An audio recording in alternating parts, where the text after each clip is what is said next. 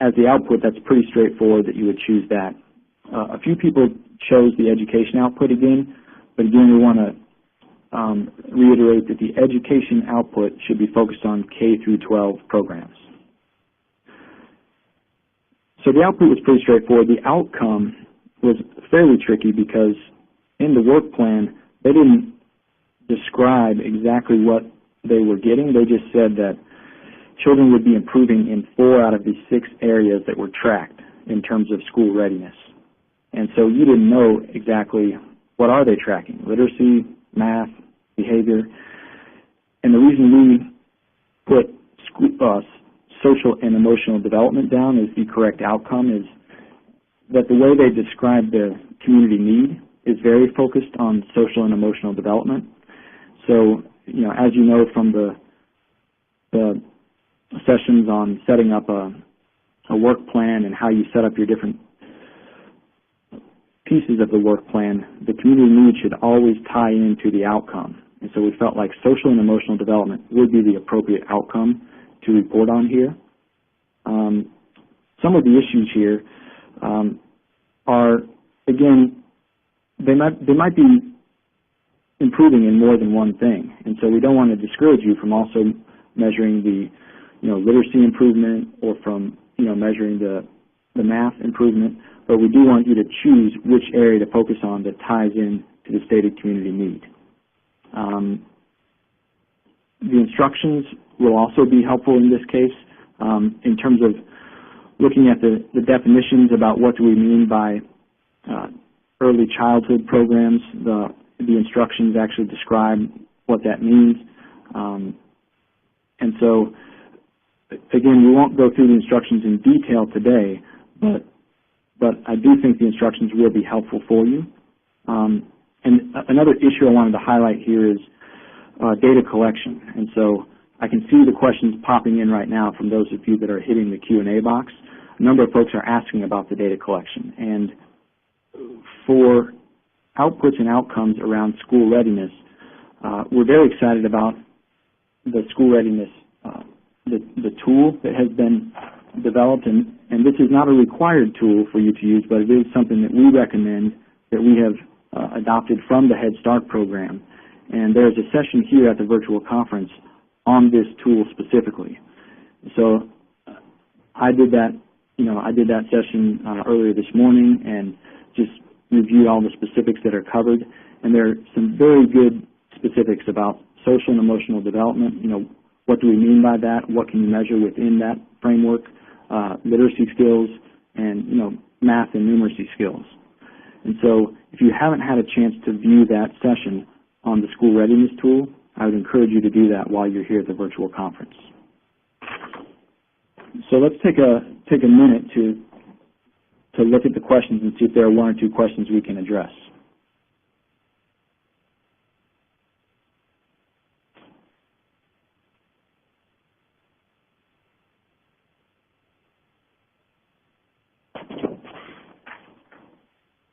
So someone asked about, do they have to be Head Start centers?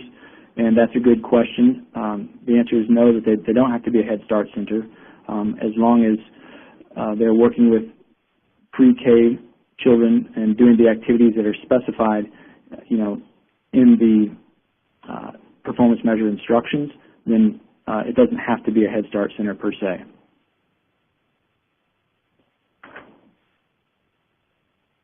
And we have a couple questions coming in. In the interest of time, I do want to move on to the 3rd scenario. We just have about 20 minutes left, but we'll take some time at the end to answer questions, and then we'll also come back to the forums. If you can post your questions in the forum section, that will be up throughout the virtual conference, and we can respond to your questions there. So let's move on to the 3rd scenario. Okay, scenario number 3 is service category is mentoring under our old nomenclature. The community need reads, teenagers in Johnson County's juvenile justice system are 3 times more likely to encounter substance abuse or incarceration as adults than their peers. Upon exiting juvenile detention, these youth, many of whom are also economically disadvantaged, have limited educational and employment opportunities. A recent study showed 25% of incarcerated youth received a GED before the age of 21, and only 50% of incarcerated youth were employed at the age of 21. Service activity. FGP volunteers are paired in one-on-one mentoring relationships with teenagers in the juvenile justice system and spend at least 2 hours per week meeting with the youth. The output: 25 at-risk youth will be served by FGP volunteers in the juvenile justice system. Our intermediate outcome: 80% of youth will show an improvement in behavior, social engagement, and a goal setting. End outcomes: 70% of the youth involved will exit the system with educational or employment opportunities in place. So that's our scenario. Moving on, which output fits this scenario? Education, mentoring, school readiness, child safety, welfare and health, or economic opportunity. And here comes the poll.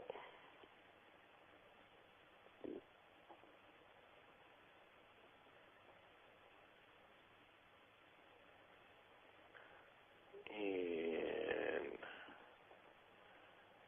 they're coming in with mentoring, taking the lead, followed up by education at 5%. Well, running neck to neck now with child safety and welfare and health. Well, got 24% coming in at economic opportunity.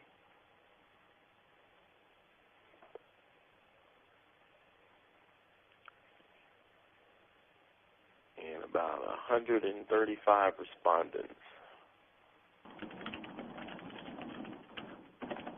Okay. That looks pretty good. So at this point right now we have 65, 66% mentoring and 23% at economic opportunity. So I am going to go ahead and push out to you your outcomes for this scenario. And again, our outcomes fall in the category for education and mentoring. We have a number of students with improved academic performance in literacy and math, or the number of students who demonstrated improved academic engagement, number of students who improved their school attendance, number of students acquiring a GED. Under school readiness, we have the number of children demonstrating gains in school readiness in terms of social and or emotional development. Number of children demonstrating gains in school readiness in terms of literacy skills. Number of children demonstrating gains in school readiness in terms of numeracy or math skills. And under economic opportunity, number of economically disadvantaged individuals placed in jobs. And here comes the poll.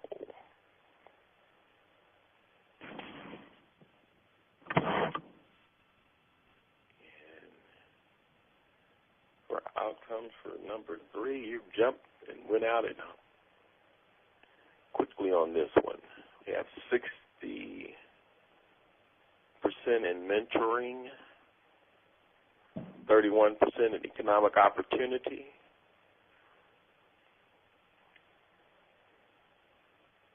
and about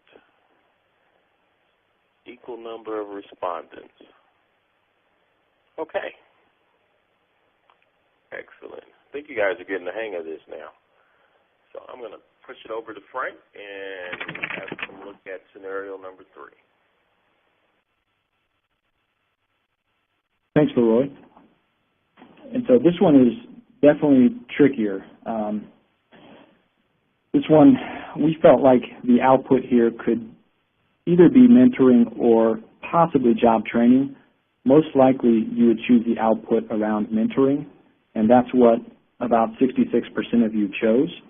And the reason we felt like mentoring was most appropriate is because the way job training programs are described in the performance measure definitions is that they're specifically participating in a job training course or a class or something, like an apprenticeship. And given the description in the work plan, we just didn't feel like there was enough specifics to really know whether this was a job training program. So mentoring would be appropriate here. And given that mentoring is the output, there could be several possible outcomes. And so, we felt like, depending on the nature of what this site could track, academic engagement could very well be an outcome that you measure here. And you'll notice on your at-a-glance sheet that mentoring lines up with the same three outcomes that education can track as well. So academic engagement, again, it captures some things like participation in a class or a number of disruptive incidents. And so if that's something that they are tracking here, academic engagement could be an appropriate outcome. Attendance might also be an appropriate outcome. Or you might not choose an outcome here. I mean, this might be one of those cases where if the site cannot capture specific outcome data that lines up with the performance measures, this might be one where you stop at the output level and you just describe the number of youth that are being mentored. And so this one, again, it is a little bit trickier, but we feel like, according to the poll results, it looks like most people actually understood this scenario the same way. And so I'm going to take a minute here and look at our questions. I'll ask our moderator if you can send me any questions here.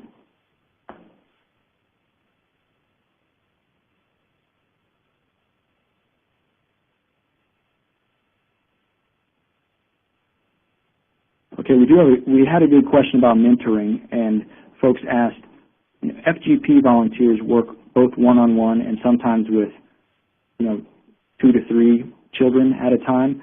Does it have to be one-on-one? And that, again, will reference us back to the performance measure instructions. And you'll notice in the mentoring description, it defines mentoring where you can have up to 3 youth that are being worked with and supported by each foster grandparent. So that's a very good question, and again, the answer would fall under the performance measure instructions.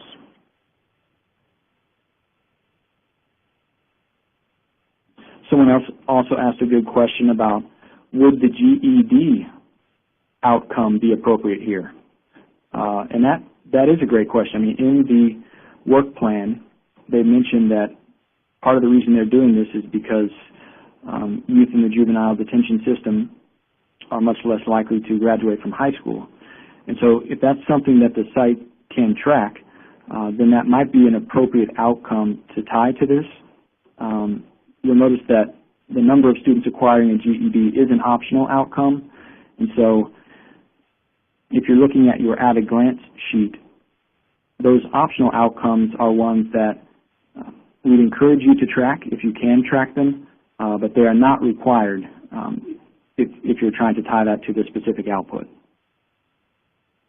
But those are very good questions. And again, in the interest of time, I do want to move on to scenario number 4, and then we can take some questions at the end.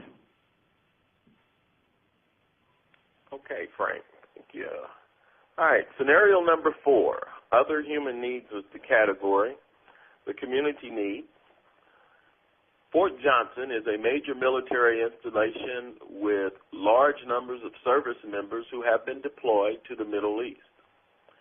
The Fort Johnson Child Development Center, Fort Anywhere, CDC, provides child care services to the military community.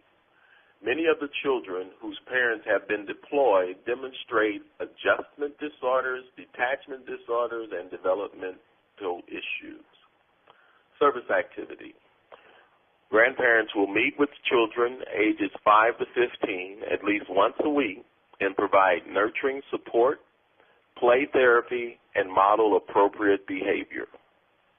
Output: 30 children will be mentored by foster grandparents. The intermediate outcome: 90% of the children assigned will demonstrate improvement in their social interactions as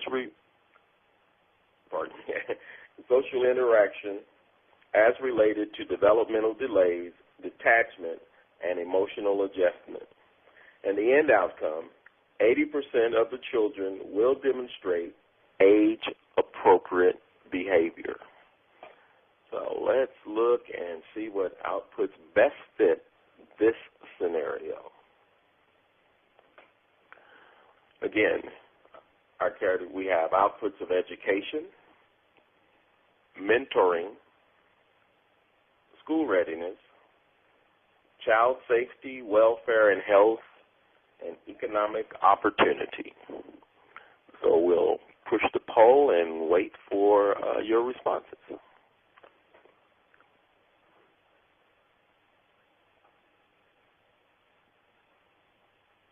Yeah, I think you're getting real good at this now.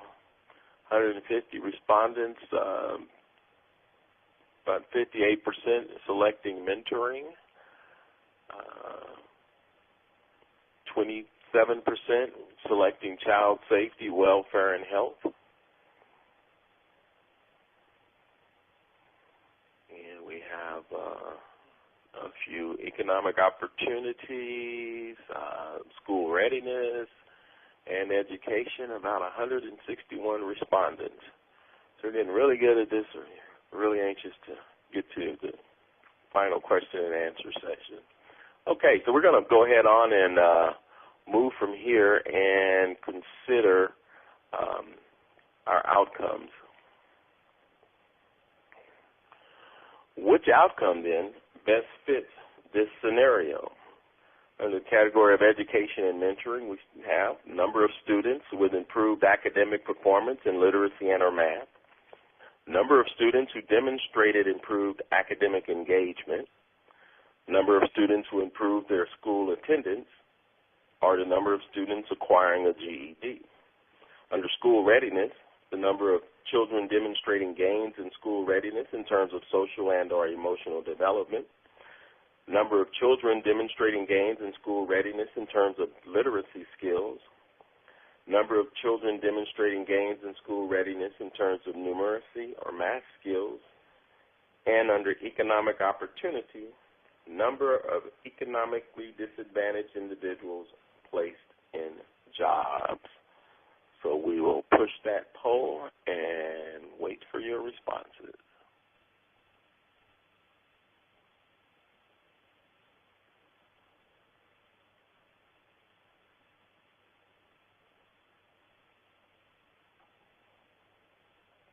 We push number 4.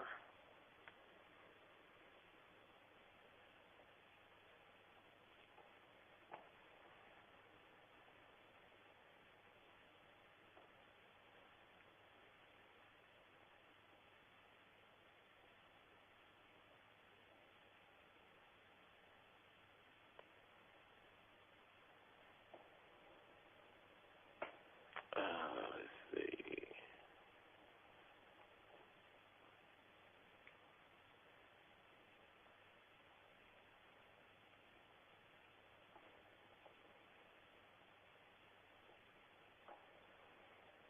Okay, there we go.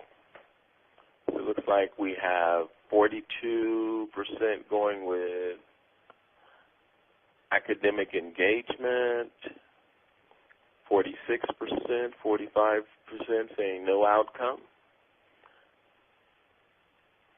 a few with academic performance, school attendance, and GED.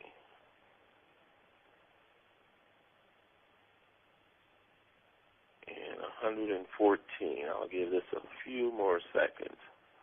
We had a little problem getting the poll out there for a second.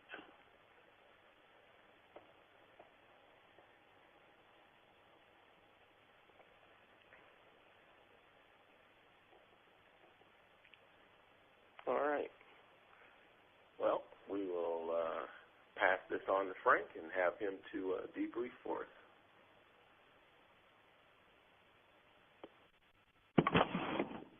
Thank you, Leroy. So this one, again, is one of the more tricky scenarios that we presented. The first two we felt were very straightforward, and these last two definitely have some area for interpretation. So we'll talk through what we felt might be appropriate here, and then we can answer your questions. And again, especially with these last two scenarios, there's really not a right answer. This is just what we felt would probably be most appropriate, but depending on additional information or the specific site, there may be another output or outcome that matches up well.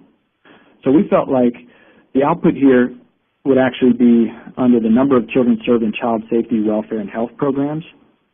And the reason, I noticed most people chose mentoring. And at first glance, that's what I would choose as well for this, because we're describing a situation where FGP volunteers are going to a military community and they're helping children who have adjustment issues. So it does sound very focused on mentoring. But looking more specifically at the definition of mentoring, it's really specific around youth that have economic disadvantage and are living in poverty. And so that may be the case for a number of these children, but it may not. And so we kind of threw this in here as a curveball because the way they describe the community in need here is really focused on what seemed to be health and emotional issues. And so we felt like this output around child safety, welfare, and health programs is broad enough that it could capture this work without needing to figure out, the particular, economic situation of this community or the particular, documenting the particular special needs. I mean, they mentioned in here that there are adjustment disorders and detachment issues. So we do get a sense that there's a special need for many of these children. But the output around child safety, welfare, and health is really an output that can be used for some of these more broad or, perhaps, sites that are not quite clearly defined on a tutoring or a mentoring activity. And so we felt like that output could be appropriate here. And then in terms of an outcome, if that output around child safety, welfare, and health is selected, you would not tie an outcome to that. And so, again, this would be one that would just stop at the output level, and you would not have to choose an outcome to report. Now, I can see the questions popping up in our chat box, and I know some folks are probably thinking, well, I disagree with that because they're doing great work here. They're working with children that have, social and emotional issues, and we want to capture that outcome. And you're right. If you can capture that, then this could be something that you would choose a different output for. I mean, and if this is something where these children are all going to, they're all going to school there on the base, and this program is set up in a way that ties into the classroom, then you could even potentially set this up as a way where you're tracking things like their school engagement. If they're improving in certain areas that help them in school, you might be able to capture that. But just given the description in the work plan, we didn't feel like there were enough specifics around this being a good fit for either tutoring or mentoring, which is why we put it under that broader category of child safety, welfare, and health. One thing I did want to highlight here is that working with veterans is a focus area. It's a priority for the corporation. And so it's very important that we still want to capture the fact that FGP volunteers are working with veterans and military families. But that piece of data would not be captured in the work plan. It would be captured in the progress report supplement, which, as you know, is the report that comes out once a year, and you report on some of the specific demographic data and some of the specific data about where your volunteers are serving, and so that aspect of serving military families is still very important and something we want to capture, but it would not be reflected in the work plan. So we just have a few minutes left. I want to take just 4 or 5 minutes to take some additional questions because we are at 2 o'clock, but we've had so many great questions come in and we won't have a chance to answer them all, but let me just address 2 or 3 from the list here. So I do see someone asked, okay, I see that there are no intermediate outcomes. Why aren't we don't have to include intermediate outcomes? That is correct. So in the old work plan system, you included intermediate outcomes. Under this new performance measure setup, it's just an output and an outcome. And we tried to make this as simple and straightforward, and this is actually across our entire agency. Not only senior core programs, but AmeriCorps, VISTA, NCCC, other national service programs are tracking mentoring and tutoring in the same way. And so you're right, the intermediate outcome would not be something you include in the new performance measure framework. Someone asked about child assignment plans. Do we still need to do child assignment plans, or how do those tie in with the performance measures? And that is a great question because, as you all know, you have assignment plans for each of the children that foster grandparent volunteers are working with. And you will still need to have an assignment plan.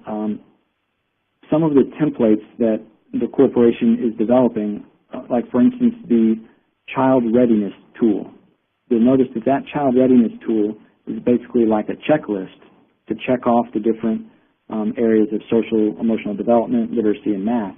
But this could also be used as that tool could also be used as an assignment plan.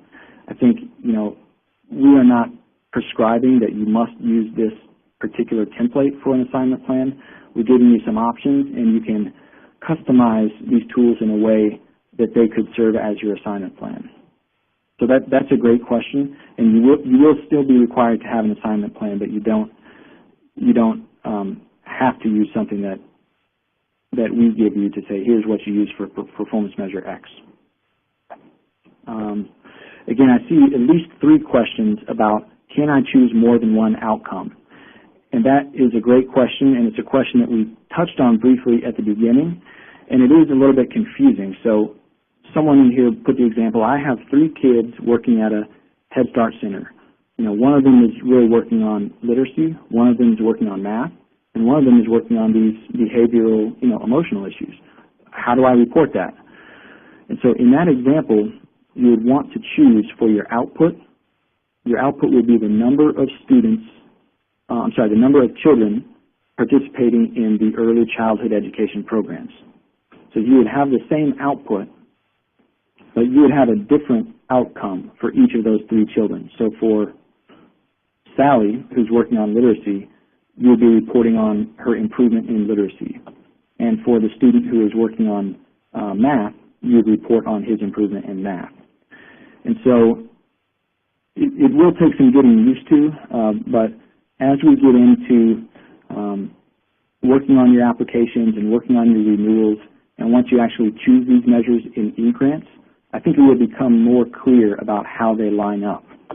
And again, the tool that Leroy and I have been mentioning in this call, the at-a-glance document, is really, I think, the most concise snapshot about how to see these measures. So I would encourage you to print out that tool and just put this on your, corkboard by your desk and just have this up to see that here are my menu of, options for how I choose performance measures for my FGP stations. And I do see we have a couple more questions. In wanting to honor your time, we're going to wrap up this broadcast, but we will try to address any questions that you have sent to us in both the Q&A and in the ongoing forum session. So if we can just go to our last slide, I want to wrap up by pointing you to some additional resources. And the first resource here, again, is the overview module, which is on the Resource Center. that goes through the specific performance measures, and it talks about the requirements. So please have a look at that if you haven't had a chance to look at it yet. Secondly, we're talking about the performance measure instructions, which we've referred to in this scenarios exercise. We haven't really dug down deeply into that document, but I'd encourage you to look at that, which is also under the content button. And again, there's an overview course on the performance measure instructions here at the virtual conference. And again, this is in draft form, but we expect it won't change a tremendous amount in the next few weeks before it becomes finalized. And then there are a number of virtual conference resources. As we mentioned, there are sessions on the school readiness tool. There are sessions on the performance measure instructions, and there are the links to all of the PowerPoints and the handouts are available in the virtual conference. So we encourage you to access that, to download it, to study it over the next several weeks. The virtual conference will be up after the live session, so you can get back in and access these materials. And then your Corporation State Office is always here to support you with questions about how you set up your work plans. So I do want to wrap up, and I want to thank you for your time. Again, two things I'll highlight. You can post questions in the forum section, which is right there under the blue button, in the blue content button. Please post your questions there, and we'll be responding to them throughout the virtual conference. And the FGP track has a break right now, so we encourage you to go to the networking lounge for the next 5-10 minutes and just chat with some of your fellow FGP directors. We had over 200 people on the call today, and it's really neat to explore this virtual environment and meet people in this unique setting. So we thank you for your time, and we look forward to working with you.